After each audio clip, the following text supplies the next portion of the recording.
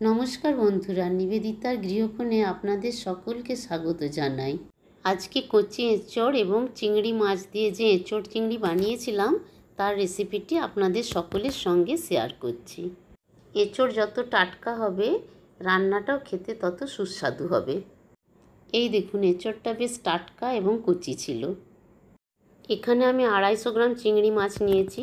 চিংড়ি মাছের খোসাগুলো ছাড়িয়ে পরিষ্কার করে ধুয়ে নেব। হাতে আঠা যাতে না লাগে এজন্য এঁচড়টা কাটার আগে হাতে একটুখানি লবণ ও সর্ষের তেল লাগিয়ে নেব। তারপর এঁচড়টাকে কিউব করে কেটে নেব। একটা পাকা টমেটো, 2টো কাঁচা লঙ্কা, কয়েক টুকরো আদা, একটা গোটা রসুন এবং 2টো বড় পেঁয়াজ নিয়ে নেব। পেঁয়াজগুলোকে কুচি কুচি করে কেটে নেব। 2টো আলু কিউব করে কেটে নেব। আলু এবং এঁচড় খুব ভালো করে ধুয়ে নিয়ে অল্প লবণ দিয়ে কুকারে একটা সিটি দিয়ে নেব।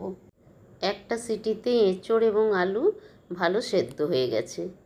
কেটে রাখা 2টো পেঁয়াজের মধ্যে একটা পেঁয়াজ পেস্ট করে নেব এবং রসুন, কাঁচা লঙ্কা এবং আদাটাও পেস্ট করে নেব। সেদ্ধ এঁচড়ের মধ্যে আদা, রসুন এবং কাঁচা লঙ্কার পেস্ট 2 চামচ দিয়ে দেব।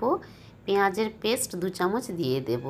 এঁচড়টা যেহেতু আমি অল্প লবণ দিয়ে সেদ্ধ করেছিলাম, এই জন্য এখানে আমি অল্প লবণ এবং অল্প হলুদ দিয়ে দেব। চিংড়ি মাছটাও লবণ এবং হলুদ দিয়ে ভালো করে মাখিয়ে রেখে দেব। এরপর একটা পাত্রে 4 চামচ টক দই নিয়ে নেব।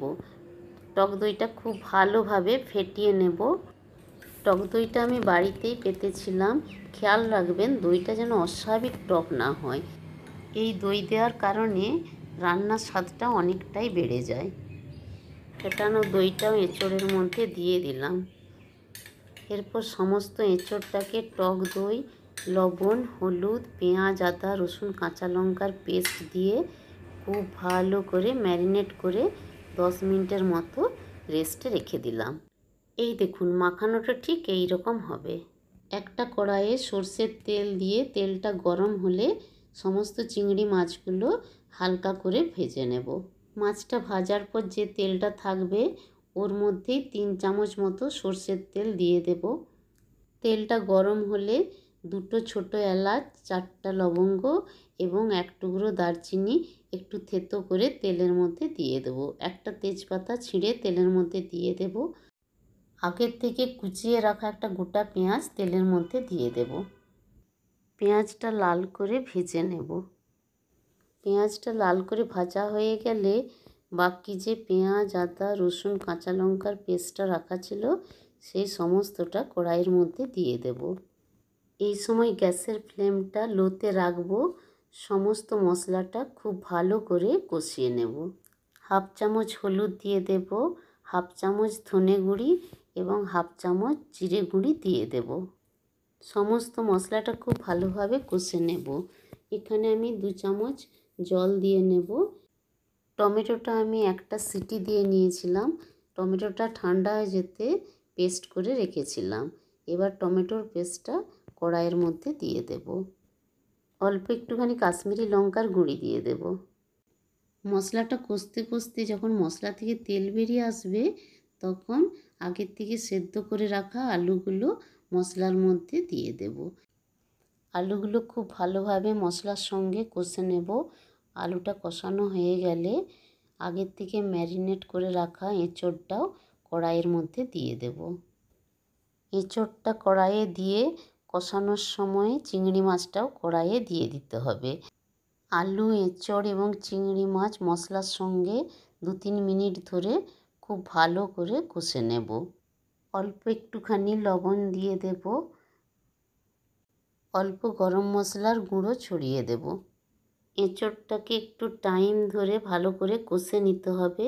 যত ভালো কষানো হবে তত খেতে টেস্টি হবে। অল্প একটুখানি চিনি ছড়িয়ে দিলাম।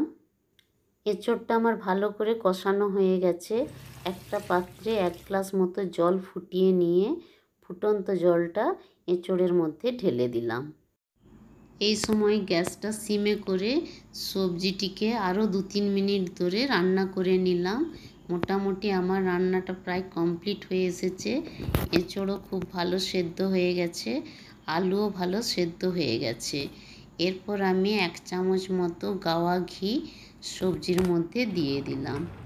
গাওয়া ঘি দেওয়ার পর গ্যাসটিকে লো ফ্লেমে রেখে 1 মিনিট মতো সবজিটিকে ফুটিয়ে নেব। রান্নাটি থেকে খুব সুন্দর একটা গন্ধ ছড়িয়েছে আর কালারটা কত সুন্দর হয়েছে দেখুন, খেতেও খুব সুস্বাদু হয়েছে।